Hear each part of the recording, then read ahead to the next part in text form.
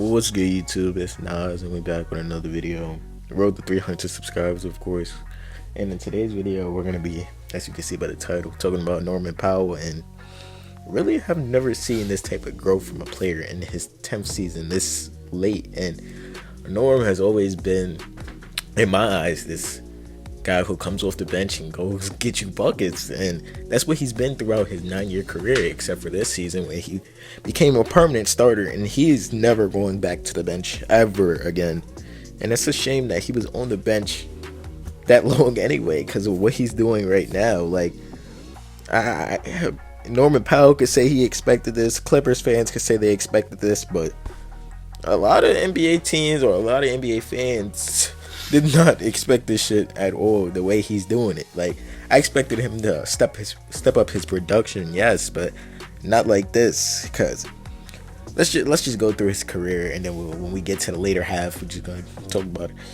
In his first season, 2015-16 season, he averaged 5.5 points per game, 2 rebounds, and 1 assist, playing 14 minutes a game. Remember, he spent a whole lot of his career in Toronto. Toronto fans love him. 2016-17 season, he averaged 8.5 points per game, 2 rebounds, and 1 assist on 18 minutes a game. Like I said, he's really always come off the bench. In the 2017-18 season, he averaged 5.5 points per game, 2 rebounds, and 1 assist in 15 minutes. In the 2018-19 season, the season they won the chip, he averaged 8.5 points per game, 2 rebounds, and 1.5 assists on 18 minutes. In the 2019-2020 season, he averaged 16 points, 3.5 rebounds, and 2 assists. This is when the production started to really step up for Norman. The season after Kawhi left, the minutes went up too. He went up to 28.5 minutes per game. In the 2020-2021 season, his last season in Toronto, he averaged 19.5 points per game, 3 rebounds, 2 assists on 30 minutes per game, still being that 6-man role, one of the best 6-mans in the league by far. And then he went to Portland to try to go help out Dame for 2 seasons. In the 2020-2021 season, he averaged 17 points, 3 rebounds, and 2 assists on 34 minutes per game. He only played 27 games that season. I'm pretty sure he got injured or tore his meniscus or ACL, one of those two.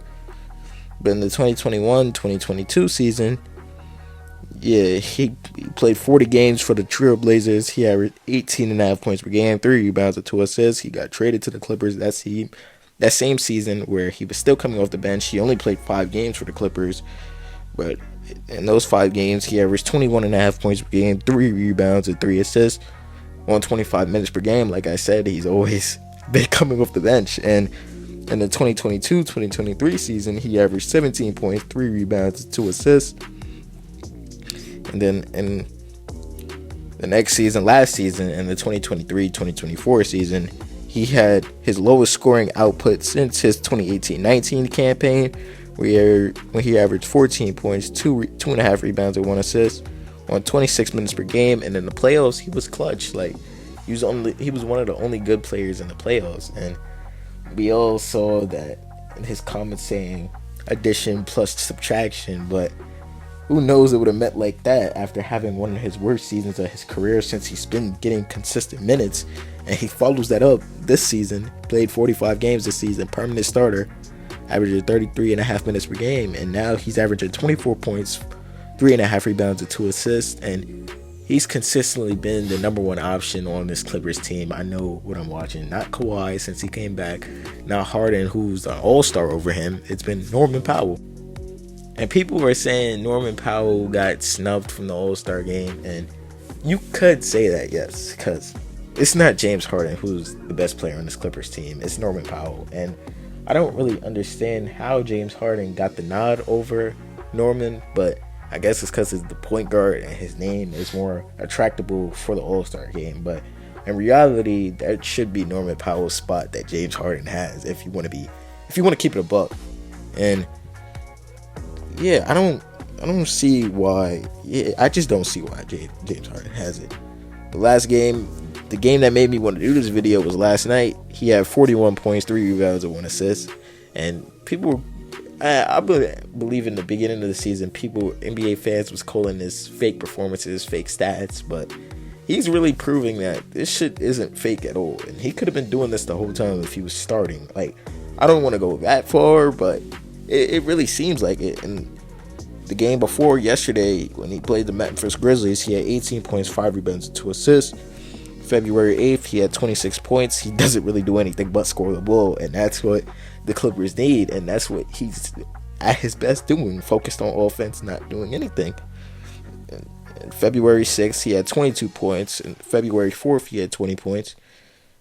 January 31st, against the Hornets, he averaged 20. He had 27 points, 3 rebounds, and 4 assists. Against the Spurs, he had another back-to-back 27 points, 8 rebounds. January 27th, he had 23 points. January 25th, he had 33 points. January 23rd, he had 22 points. January 20th, he had 27 points. January 19th, he had 22 points. January 16th, he had 23 points. January 15th, he had 18 points. January 13th, he had 29 points. January 8th, he had 30 points. January 6th, he had 25 points. January 4th, he had 20 points. So January was really his best month, like, by far. December, he had a great month too. Yeah, I'm just gonna do 5 of them because I already did some of them. December 30th, he had 35 points. December 27th, he had 26 points. December 23rd, he had 29 points. December 21st, he had 28 points. December 19th, he had 29 points, my bad. December 16th, he had 29 points too. So he's really putting up them type of numbers with not making an All-Star team. That really doesn't make a whole lot of sense to me. But hey, man, the NBA is so weird, bro. Like, I don't know, bro.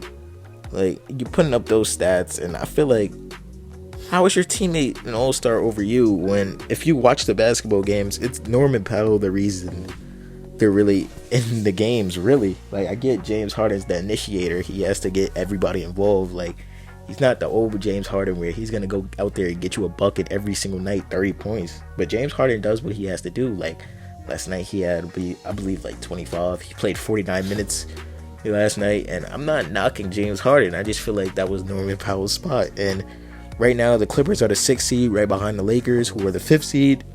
Like I said, and like I say in every video, it's really a close race. Last time I made a video on Anthony Edwards, he's the 7th seed, right behind the Clippers.